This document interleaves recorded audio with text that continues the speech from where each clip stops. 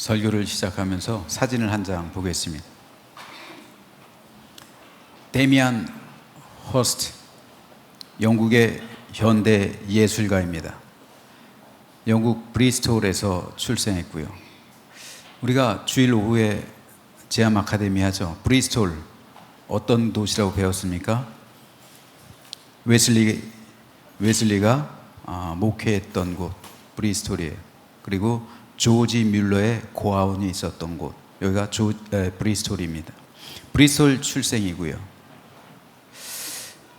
영국의 현대 미술가인데 이 사람의 대표적인 작품이 있어요. 이 사람이 굉장히 유명하거든요. 우리는 예술 쪽에 대해서 잘 몰라서 잘 모르지만은 굉장히 유명한 현대 예술가입니다.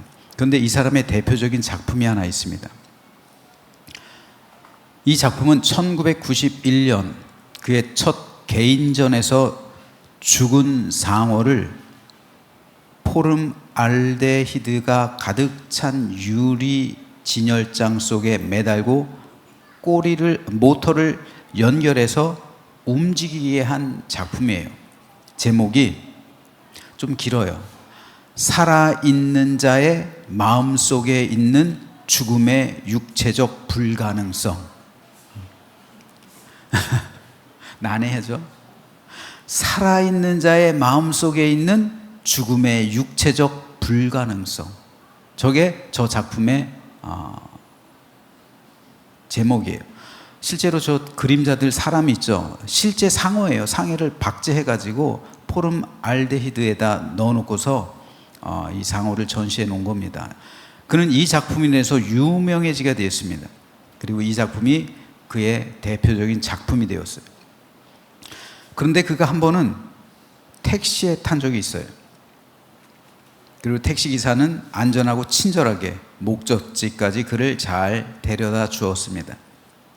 데미안 호스트는 그 택시기사에게 고마움을 전하고 싶었어요. 그래서 택시에서 내리기 1분 전 자기가 급히 가지고 있었던 그 소품을 보니까 냅킨이 하나 있었어요. 그래서 냅킨에다가 저 그림, 자신의 대표작인 상어 그림을 그려주었어요. 한 30초 정도 걸렸다고 그래요. 그리고 내리면서 택시 운전사에게 고맙다며 팁으로 이 냅킨을 준 거예요. 그림을 하나 보시죠. 이 냅킨이니까 반이 접혀져. 예. 냅킨에다가 그린 그림, 이 그림이 바로 팁으로 준 그림이에요. 물론 요금은 따로 줬겠죠. 요금 주고 팁으로 고맙다고 한 10% 정도를 보통 영국에서는 팁으로 주거든요. 그 팁으로 이렇게, 근데 팁 대신에 이 냅킨에다 그림 그려가지고 줬다고요. 여러분 같으면 어떻게 하시겠습니까? 내가 택시 운전사예요. 예를 들어서. 근데 어느 날 한 손님이 탔어요. 그래서 목적지까지 잘 바래다 줬더니 내리기 30초 전에 뭔가를 갑자기 그리더니 냅킨에다가 팁 대신에 이걸 줘요. 10%의 팁 대신에 이걸 주고 내려요. 그러면은 여러분 저 냅킨 어떻게 하시겠습니까? 한번 그림 보세요. 이거 애기 이거 상어 그림이, 나 이거 맨 처음에 보면서요, 아기 상어 동요가 떠올랐어요. 아기 상어, 이거잖아요. 완전히. 여러분 돈 대신에, 팁 대신에 이걸 받았다고 생각해 보세요. 그죠? 속으로 별 이상한 사람 다 보겠네 하면서 전 순화해서 이렇게 말을 했죠. 속으로 욕했을 거 아니에요. 별 XX 같은 사람 다 봤네 하면서 그냥 팁으로 1파운드라도 주지. 팁 주기 싫으니까 그냥 냅킨 안에 낙서해가지고 이게 뭐야 하고서, 만약에 저 같았으면은 뭐라고 그러든지 아니면 그러지 않았으면 그냥 구겨가지고 버렸을 것 같아요. 이 냅킨 이거 아무 쓸모도 없는 이 그림, 이 낙서한 거 가지고 이거. 그런데 놀랍게도 이 택시기사는 이 냅킨을 소중하게 간직해요. 왜 그랬을까요? 왜냐하면 냅킨을 팁으로 준 사람이 택시기사가 생각할 땐 잘은 모르는데 예술가라는 사실은 알고 있었어요. 이 사람이 예술가라는 사실은 알고 있었어요. 잘은 모르지만. 그러니까 혹시 이게 돈이 되지 않을까 생각한 거예요. 그랬잖아요. 실제로 피카소 같은 경우도 레스토랑에서 그 냅킨에다 쓱쓱 이렇게 그림 그려서 준 게 굉장히 비싼 값에 경매에 팔렸다는 그런 소문도 있으니까 혹시라도 그러지 않을까 하고서 소중히 간직하다가 시간이 흐른 후에 이거를 경매에다 냈다고 하는 거예요. 그런데 이 택시기사가 이것을 소중하게 간직할 수밖에 없었던 이유가, 자, 위에 한번 그림을 보세요. 제일 위에 뭐라고 쓴 겁니까? 이거 막 흘려서 쓴 건데 A great drive. 아주 좋은 운전이었습니다. 좋은 운행. 그렇죠? 그러니까 운전 고마워요 라는 뜻이죠. 그리고 옆에 키스 X자 3개, 이걸 영국에서는 보통 키스라고 그래요. 그러니까 쪽쪽쪽 뽀뽀뽀라는 거예요. 사랑의 표시예요. 그리고 상어 맨 오른쪽 아래 데미안 허스트입니다. 데미안 허스트. 이 자기 이름을 써준 거예요. 그래서 이 택시기사는 이 그림을 부끄럽지만 혹시 몰라서 경매에 출품했다고 그래요. 혹시 몇십만 원이라도 하지 않을까? 혹시라도. 그런데 이 냅킨은 놀랍게도 경매에 내놓자마자 팔려버려요. 얼마에 팔렸게요? 아이, 너무 믿음이 좋은 거 아니에요? 4,500파운드에 팔렸어요. 4,500파운드면 지금 우리나라 돈으로 750만 원이에요. 냅킨 저 한 장이 750만 원. 택시비 받아봐야 얼마나 받았겠어요? 7만 5천 원 받았겠어요? 얼마나 받은지 모르죠. 아무리 택시비가 비싸도 영국이 뭐 얼마나 됐겠어요. 그런데 팁은 750만 원짜리가 된 거예요, 저게.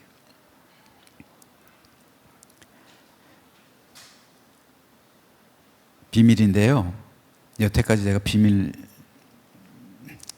하나 가지고 있었는데, 저도 저 그림 비슷한 거 하나 있어요. 이거 제가 소중하게 우리 아이들도 지금 처음 봐요. 집사람도 지금, 제 아내도 지금 처음 봅니다. 제가 여태까지 아무한테도 얘기를 안 했어요. 전 혹시 몰라서. 그런데 추석이었죠? 제가 이걸 선물로 드리려고 그래요. 오늘 누군가에게. 누구한테 줄까 이거? 응? 누구한테 줄까? 설교를 듣고서 진짜 원하시는 분 드릴게요. 끝까지 들어보세요 일단. 자, 근데 이 작품 한번 볼게요. 자 했는데, 그런데 이 작품은 데미안 허스트가 택시 운전사에게 준 작품하고는 약간 달라요. 뭐가 다른지 한번 보시죠. 우선 맨 위에 보면 데미안 허스트는 A Great Drive라고 썼었죠. 근데 여긴 A Great Sermon이라고 썼어요. 막 흘렸었어요. 그래서 일부러 그렇게 흘려 쓴 것 같아요. 누군가가. Sermon 무슨 뜻이에요? 설교. A Great Sermon? 훌륭한 설교? 이게 무슨 말이지? 그럼 저 맨 밑에 누가 그럼 이걸 그렸을까요? 맨 밑에 Y 초이, 용초이, 내가 그린 거예요. 제가 그린 거예요. 이거 설교 준비하면서 급히.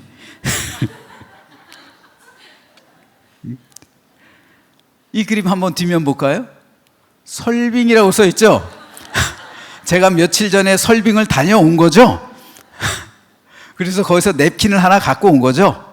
그리고 설교 준비하면서 이 그림을 그린 거죠. 갖고 가실 분? 아무도 안 갖고 가시겠죠? 방금 전만 해도 혹시나 혹시나 750 그랬는데 지금은 아무도 갖고 가실 생각은 안 할 거예요. 왜요? 분명히 이 그림은요, 세상에서 단 하나밖에 없어요. 그렇잖아요. 세상에서 단 하나밖에 없는 그림인데 경매에 내놓으면 욕만 먹겠죠. 아무도 안 사요. 왜 그렇습니까? 저는 목사지 예술가가 아니잖아요. 제가 볼 땐 허스트가 그린 그림이나 제가 그린 그림이나 똑같아. 별 차이 없어요. 그런데 제가 볼 때는 차이가 없는데 가치는 어마어마한 차이가 나요. 내 이름 용초이가 들어간 것과 데미안 허스트라는 이름이 들어간 것은 차원이 다른 거예요. 가치가 달라지는 겁니다. 누가 그렸느냐에 따라 이 그림의 가치가 달라졌다는 말이에요. 누구의 이름이 들어갔느냐에 따라 이 냅킨이 750만 원짜리가 될 수도 있고 빵원이 될 수도 있는 겁니다. 사진을 하나 보시죠.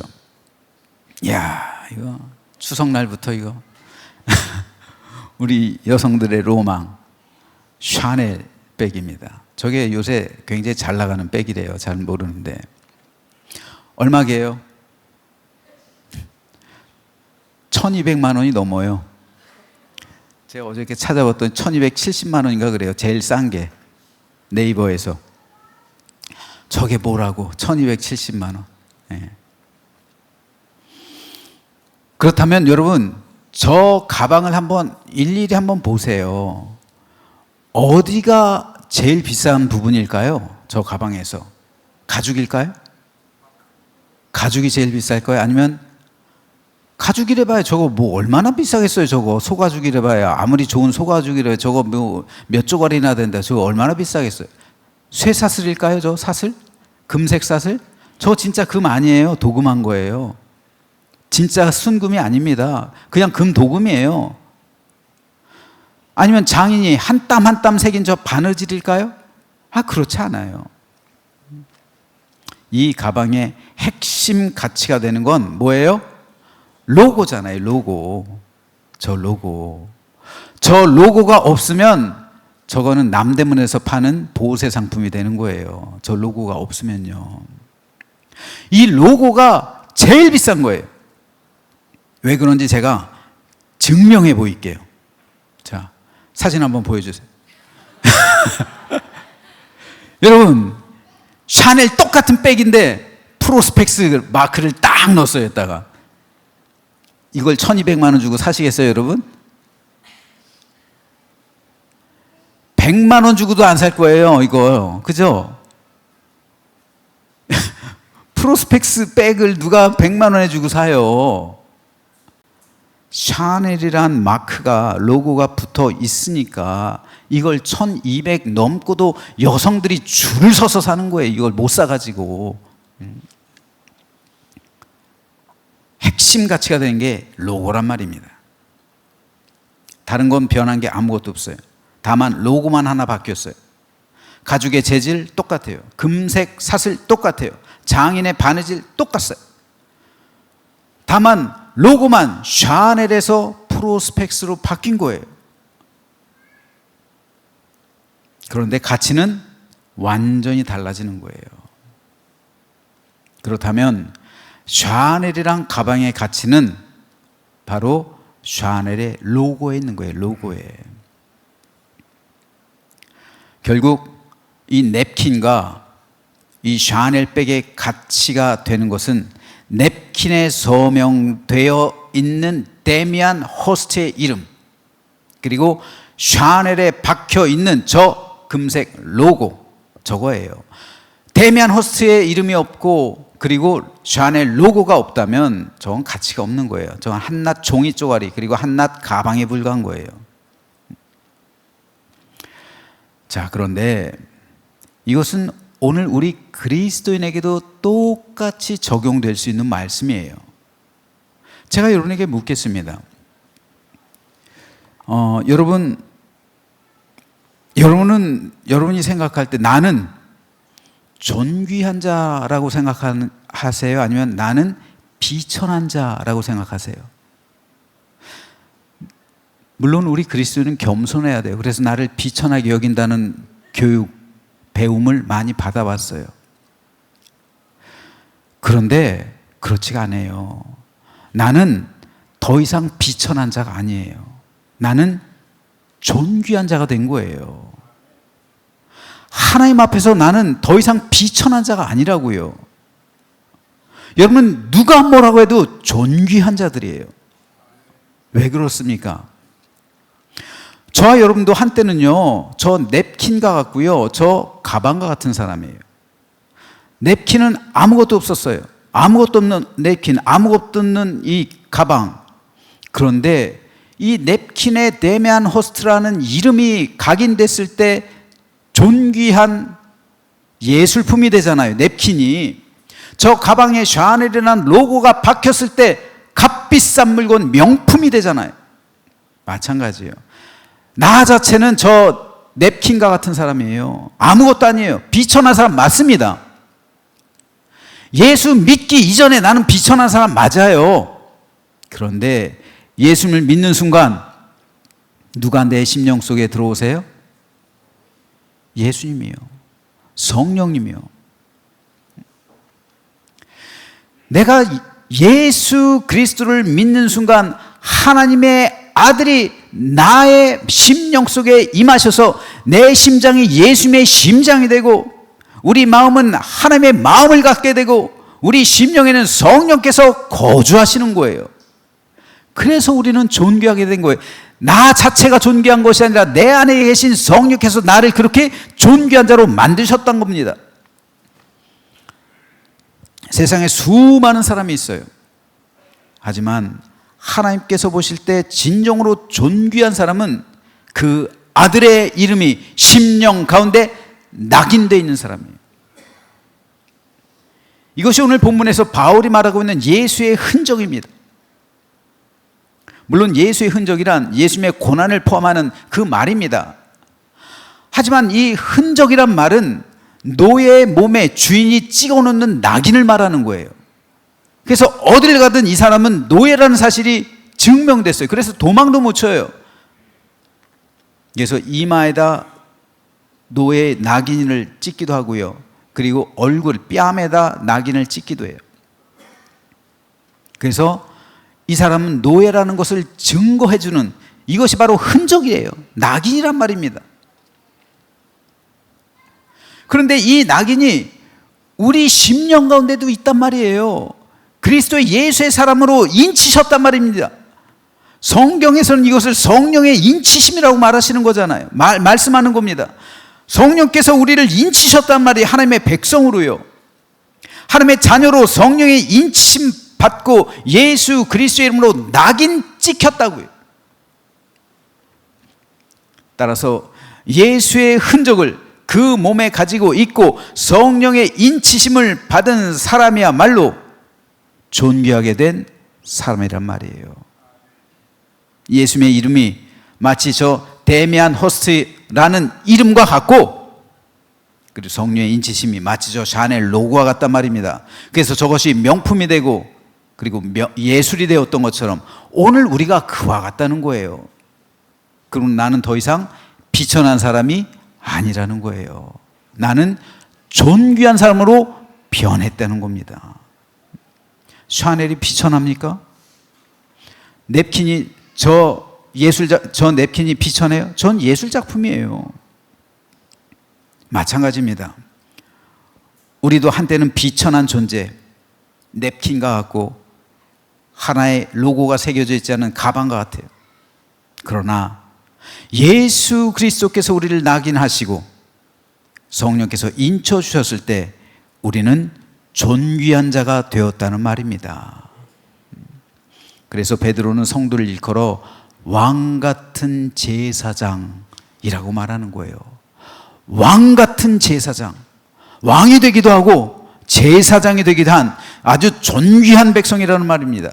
따라서 우리는 존귀한 사람으로 살아가며 존귀한 사람답게 이 땅을 살아가야 합니다. 여러분 비천한 사람으로 살지 마십시오. 여러분은 존귀한 백성이에요. 여러분 비굴하게 살지 마십시오. 당당하게 살아나가세요. 사도들은 죽음 앞에서도 비굴하게 굴지 않았어요. 비천하게 살지 않았습니다. 당당하게 살았어요. 세상에서 좀 가난하게 살면 어때? 세상에서 좀 못 가지면 어때? 모든 것을 다 가진 사람이잖아요. 우리는 천국을 가진 사람이잖아요. 세상에서 좀 못 가지면 어때요? 왜 그거 가지고 비굴해져요? 왜 그거 가지고 내가 비천해져요? 왜 세상 것이 여러분을 비천하게 만듭니까? 비천하게 만들 것이 아무것도 없어요. 여러분 존귀한 자들이에요. 그러므로 우리는 존귀한 자답게 말하고 생각하고 행동하며 살아가야 합니다. 신학자 칼 바르트의 말처럼 하나님을 하나님 되게 하라. 이 말씀과 같이 우리는 하나님을 하나님 되게 하는 믿음의 삶을 살아가야 합니다. 그리고 성도는 성도답게 존귀한 존재로 이 세상을 살아가야 해요. 그래서 성도는 서로를 존귀한 사람으로 대할 수 있어야 돼요.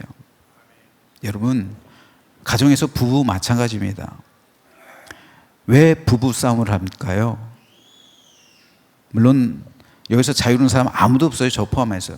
하지만 우리가 생각해야 될 것이 있어요. 옆에 있는 내 아내와 내 남편, 존귀한 사람으로 대하십시오. 존귀한 사람이에요. 존귀한 사람으로 대접해 줄 때 그 가정은 평화가 있는 거예요. 진짜 천국은요, 여러분 존귀한 사람들이 들어가는 곳이에요. 비천한 사람들이 들어가는 곳이 아니라 하나님의 하나님의 딸들이 들어가는 곳이잖아요. 하나님의 자녀들의 권세로서 들어가는 곳이 천국이잖아요. 존귀한 사람만이 들어갈 수 있습니다. 세상에서 존귀가 아니에요. 하나님께서 존귀 여김받는 사람들입니다. 하나님께. 그렇기 때문에 하나님께 존귀 여김받은 우리들은 존귀한 사람들이에요. 프란시스 셰퍼는 자기 아들들이 성이 되었을 때 형제님이라 불렀다고 그래요. 자기 자식임에도 불구하고 형제라고. 왜요? 천국에서는 이 땅에선 혈연에 따라 엄마, 아빠, 할아버지, 손자 이게 존재해요. 하지만 천국에서는 우리 모두 다 형제라고요. 내 자녀들도 천국에서는 다 형제가 되는 거예요. 그래서 형제님, 존귀한 자로 대화해란 말입니다. 존귀한 자로. 자식이라고 함부로 대화하지 말고 자식 존귀한 자로. 부모님은 말할 것도 없고요. 아내와 남편 마찬가지로 존중하란 말입니다. 그리고 그 존중이 이루어지는 곳 가장 먼저 가정이고요. 그 다음에 교회예요. 교회에서 성도와 성도를 비천한 자로 여기면 안 돼요. 존중히 여겨야 됩니다. 존귀한 자들이에요. 그래서 존귀 여김받고 서로를 존중하고 사랑하게 되면 우리 가운데 하나님 나라가 임하시는 거예요. 저는 저와 여러분의 삶과 가정, 그리고 여러분이 살아가는 삶의 현장, 여러분의 우리가 모인 이 교회가 서로를 존귀 여기며 서로를 존중히 여기는 천국 공동체가 되기를 소망합니다. 그래서 오늘로부터 이제 우리 모두 존귀한 자가 되어서 하나님께 영광 돌리며 이 땅에서 존귀한 자답게 존귀한 삶을 살아가며 당당하게 세상 끝까지 주의 길을 걸어가는 우리 모두가 되시기를 주님의 이름으로 축원합니다.